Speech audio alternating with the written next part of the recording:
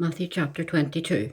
Jesus spoke to them again in parables, saying, The kingdom of heaven is like a king who has prepared a wedding banquet for his son.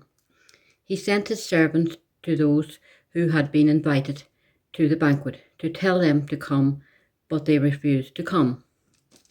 Then he sent some more servants and said, Tell those who have been invited that I have prepared my dinner. My oxen and fattened calves have been butchered, and everything is ready. Come to the wedding banquet.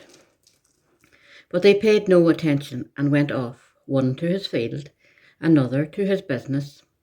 The rest seized his servants, mistreated them, and killed them. The king was enraged. He sent his army and destroyed those murderers and burned their city. Then he said to his servants, The wedding banquet is ready, but none I invited did not deserve to come. Go to the street corners and invite to the banquet everyone you find. So the servants went out into the streets and gathered all the people they could find, both good and bad. And the wedding hall was filled with guests. But when the king came in to see the guests, he noticed a man there who was not wearing wedding clothes. Friend, he asked, how did you get in here without wedding clothes? The man was speechless. Then the king told the attendants, Tie him hand and foot, and throw him outside into the darkness, where there will be weeping and gnashing of teeth. Many are invited, but few are chosen. Then the Pharisees went out and laid plans to trap him in his words. They sent their disciples to him, along with the Herodians. Teacher, they said, we know you are a man of integrity, and that you teach the way of God in accordance with the truth. You aren't swayed by men, because you pay no attention to who they are. Tell us then, what is your opinion? Is it right to pay taxes to Caesar or not? But Jesus, knowing their evil intent, said, You hypocrites! Why are you trying to trap me? Show me the coin used for paying the tax. They brought him a denarius, and he asked them, Whose portrait is this? And whose inscription?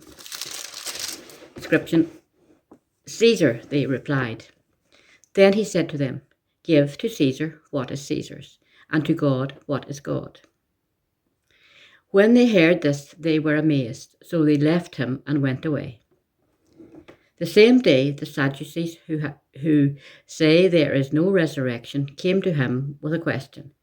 Teacher, they said, Moses told us that if a man dies without having children, his brother must marry the widow and have children to him.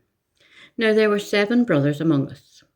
The first one married and died, and since he had no children, he left his wife to his brother.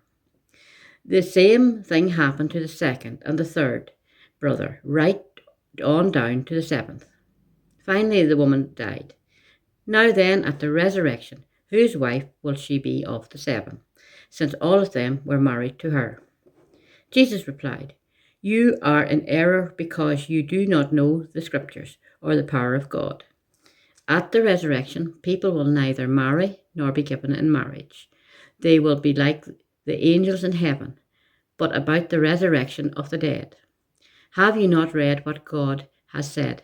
I am the God of Abraham, the God of Isaac, and the God of Jacob. He is not the God of the dead, but of the living. When the crowds heard this, they were astonished at his teaching. Hearing that Jesus had silenced the Sadducees, the Pharisees got together. One of them, an expert in the law, tested him with this question. Teacher, what is the greatest commandment in the law? Jesus replied, Love the Lord your God with all your heart and with all your soul and with all your mind. This is the first and greatest commandment. And the second is like this. Love your neighbour as yourself. All the law and the prophets hang on to these two commandments. While the Pharisees were gathered together, Jesus asked them, What do you think about the Christ? Whose son is he? The son of David, they replied. He said to them, How is it that David, speaking by the Spirit, called him Lord? For they say, The Lord said to my Lord, sit at my right hand, until I put your enemies under your feet. If then David calls him Lord, how can he be his son?